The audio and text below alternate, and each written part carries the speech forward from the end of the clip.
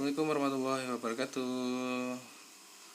Kembali lagi ke channel Hasan Wiratmaja. Kali ini kita mau membahas soal CPNS lagi ya guys. Ini tentang TWK. Ini tentang pengamalan sila Pancasila. Ini soal-soal ini saya ambil dari Tryout Premium di websitenya cpns.id. Pengamalan sila ini susah gampang karena soalnya panjang dan kita pasti dibuat bingung ya. Kita langsung aja menuju soalnya. Yang pertama, gerakan NII rupanya mengincar para mahasiswa baru. Hal ini terbukti dengan beberapa mahasiswa baru yang dinyatakan hilang dari kontrakannya beberapa waktu yang lalu. Menurut teman sekontrakannya, Elvan sudah pergi dari kontrakan selama 7 hari dan nomornya tidak bisa dihubungin. Dikta kemudian berusaha menghubungi orang tua Elvan. Menurut ayahnya Elvan, 7 hari lalu Elvan minta uang 10 juta yang akan ia gunakan untuk membayar biaya semester. Padahal bulan ini belum waktunya membayar biaya semester. Esok harinya Elvan pulang namun tingkah lakunya menjadi aneh. Ia bahkan sudah tidak seceria dulu lagi. Ternyata Elvan menjadi anggota NII yang sudah menjabat sebagai kepala desa. Bahkan ia sudah beberapa kali mengajak teman sekelasnya.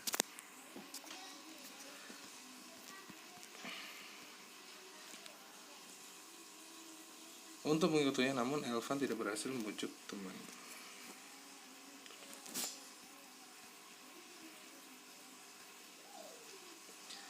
Assalamualaikum warahmatullahi wabarakatuh. Kita jumpa lagi di channel Hasan. Kali ini kita membahas tentang soal CPNS, tentang TWK yaitu tes wawasan kebangsaan dalam hal pengamalan sila. Soal-soal pengamalan sila ini biasanya soal-soal yang panjang. Kita dituntut untuk mencerna soal itu dan memilih pengamalan sila apa yang ditunjukkan dalam cerita tersebut. Oke, ini soal ini saya ambil dari web cpns.id yang tryout premiumnya ya. Ini soalnya lumayan panjang dan hot menurut saya. Oke, kita langsung aja ke pembahasan soalnya ya. Nomor 1, gerakan ini rupanya ini nanti teman-teman bacanya cepat aja ya, karena waktu juga berpengaruh, karena dibatasin juga waktunya. Ini soal seperti ini nih, panjang banget, kita harus dituntut cepat membacanya. Gerakan ini rupanya mengincar para mahasiswa baru. Hal ini terbukti dengan beberapa mahasiswa baru yang dinyatakan hilang dari kontrakannya beberapa waktu yang lalu. Menurut teman sekontrakannya, Elvan sudah pergi dari kontrakannya selama 7 hari dan nomornya tidak bisa dihubungin. Dikta kemudian berusaha menghubungi orang tua Elvan. Menurut ayahnya Elvan, 7 hari lalu Elvan minta uang 10 juta yang akan ia gunakan untuk membayar biaya semester. Padahal bulan ini belum waktunya membayar biaya semester. Esok harinya Elvan pulang namun tingkah lakunya menjadi aneh. Ia bahkan sudah tidak seceria dulu lagi. Ternyata Elvan menjadi anggota NII yang sudah menjabat sebagai kepala desa. Bahkan ia sudah beberapa kali mengajak teman sekelasnya untuk mengikutinya, namun Elvan tidak berhasil membujuk teman-temannya. Tindakan yang dilakukan Elvan bertentangan dengan Pancasila, khususnya sila ke-1, 4, 2, 3, 5. Nah, Elvan ini tindakannya seperti apa? Elvan ini masuk ke NII ya. NII itu gerakan keagamaan ya. Terus dia bahkan sudah mengajak teman-temannya di poinnya itu, mengajak teman sekelasnya untuk mengikutinya. Nah, NII itu biasanya bertentangan dengan sila ke-3 karena gerakannya lebih ke separatis ya. Bukan separatis, lebih ke bertentangan dengan sila ke-3 karena ini sesuai Butir mengembangkan persatuan Indonesia atas dasar Bhinneka Tunggal Ika. Kenapa nggak sila pertama? Karena tidak secara eksplisit ke sila pertama. Ini lebih ke sila ke-3, mecah belah persatuan karena mendirikan organisasi sendiri, tidak secara khusus ke agama ya, walaupun NII namanya. Tapi yang ditekankan di sini adalah mengajak teman-temannya untuk mengikuti NII. Oke, jadi yang ini sila ke-3 ya teman-teman. Nomor 2, Okta merupakan anggota TNI AD yang sudah bekerja selama 5 tahun lamanya. Sejak masa dinasnya di Angkatan Darat, Okta sudah mendapatkan beberapa kali latihan perang untuk meningkatkan keahliannya. Rupanya keahlian yang sudah dimilikinya digunakan Okta untuk melatih warga di desanya untuk bergabung ke dalam organisasi yang sudah dibuatnya belum lama ini. Organisasi yang dibuat Okta mewadahi warga masyarakat yang kontra terhadap pemerintah.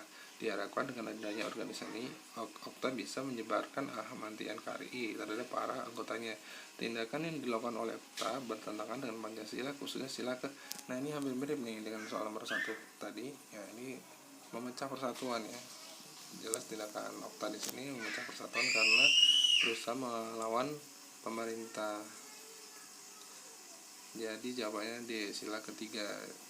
Tindakan yang dilakukan mencoba untuk menentang pemerintahan, benar, memecah belah NKRI, benarnya ini sesuai radikalisme. Nomor 3, Pak Tursino merupakan ketua RT 4 yang baru saja dilantik semalam. Hari ini Pak Tursino berencana untuk melakukan syukuran guna mengucap syukur akan jabatan yang telah diterimanya. Pak Tursino kemudian mendatangi Bu Mami selaku bendahara RT dan minta sejumlah uang untuk dana syukuran atas jabatan yang diterimanya. Bu, saya minta uang 500.000 untuk dana syukuran di malam, ucap Pak Tursino. Bu Mami kemudian terdiam. Buat apa ya Pak? Tanya Bu Mami. Untuk syukuran nanti malam ya Bu, jawab Pak Tursino. Mohon maaf sebelumnya Pak, kas RT tidak diperuntukkan untuk dana syukuran ketua RT ya Pak. Jika Anda berkenan untuk menyelenggarakan syukuran, silahkan menggunakan dana pribadi, jelas Bu Mami. Tanpa mengucap kata, Pak Tursino kemudian pergi meninggalkan Bu Mami. Tindakan yang dilakukan Pak Tursino sesuai dengan pengamalan sesuai silakan. Jadi bertentangan mungkin ya. Pak Tursino minta uang dari RT untuk kepentingan pribadi, ini bertentangan dengan sila keberapa? Ya, benar, ini sila kelima.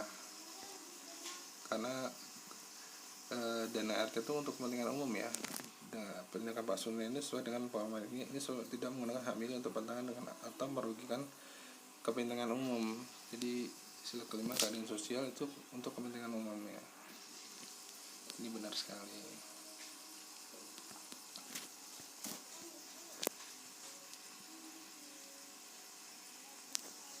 Nah, nomor 4. Nenek saya ini hidup sebatang kara di dalam sebuah gubuk yang sudah reot. Ketika musim hujan tiba, atap rumahnya bocor sehingga nenek saya ini tidak bisa tidur dengan nyenyak. Pak Risman selaku ketua RT di tempat tersebut merasa iba dengan kondisi nenek saya ini. Ia kemudian mengajak warga lain untuk bergotong royong membantu memperbaiki atap rumah nenek saya ini. Nenek saya ini kemudian berterima kasih pada warga masyarakat yang sudah membantunya. Berdasarkan cerita di atas, tindakan yang dilakukan oleh Pak Risman sesuai dengan pengamalan Pancasila, khususnya sila ke. Ini masih gampang ya, karena kita kasihan kepada nenek saya ini. Pak Risman sebagai ketua RT dia merasa iba dengan kondisi nenek ini ke arah sila kedua, yaitu kemanusiaan. Tindakannya itu manusiawi ya, tindakan Pak RT itu. Jadi jawabannya benar adalah jawaban yang C. Ya, berdasarkan cerita tindakan yang dilakukan oleh Pak Risman sesuai dengan pengamalan Pancasila, khususnya sila kedua. Hal ini sesuai dengan butir gemar melakukan kegiatan kemanusiaan. Jawaban C ya. Ini masih oke, gampang. Nomor 5. Warga RT 2 Desa Sumilir sedang kebingungan. Mereka bingung untuk memutuskan perkakas RT yang akan diletakkan di mana, berhubung tempat penyimpanan berkakas sebelumnya sudah rusak sehingga tidak bisa dipergunakan lagi.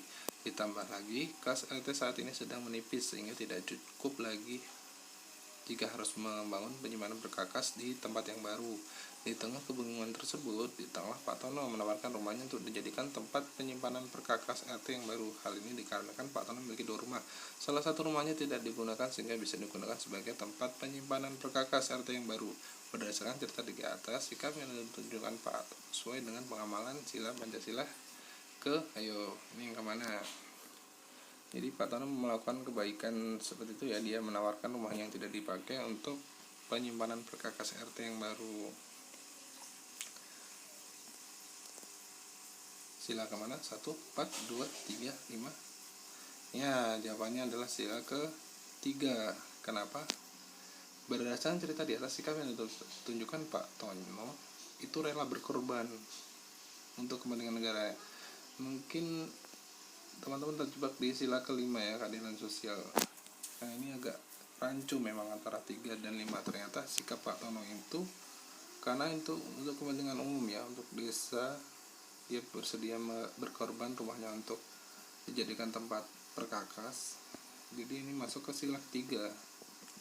Sesuai dengan butir, sanggup dan rela berkorban untuk kepentingan negara dan bangsa apabila diperlukan. Oke, nomor 6. Mayang tidak sengaja menabrak anak dari Bapak Lurah. Saat ini Rena sedang dirawat di rumah sakit untuk mendapatkan pertolongan. Kaki kiri Rena patah akibat kecelakaan tersebut. Mayang kemudian berusaha kabur untuk menghindari amukan warga. Namun nasibnya memang sedang tidak baik. Di perempatan jalan, Mayang dihadang oleh puluhan warga. Kemudian dihakimi warga sampai tubuhnya penuh dengan luka memar. Tindakan yang dilakukan oleh warga terhadap Mayang bertentangan dengan Pancasila, khususnya sila ke. Nah, ini tindakan warga itu kan mengeroyak nih. Jangan sampai rancu ya, tindakan warga itu mengeroyak Mayang. Nah, bisa ke sila keempat ya, karena kan lebih ke musyawarah untuk mufakat menyelesaikan keputusan, karena tindakan warga itu main hakim sendiri. Bisa ke kemanusiaan karena menyakiti Mayang, karena itu tidak manusiawi tindakannya. Ayo jawabannya yang mana nih? Ternyata malah nomor 5 ya. Tindakan yang dilakukan oleh warga terhadap Mayang bertentangan dengan Pancasila, khususnya sila kelima. Hal ini sesuai butir mengemukakan sikap adil terhadap sama.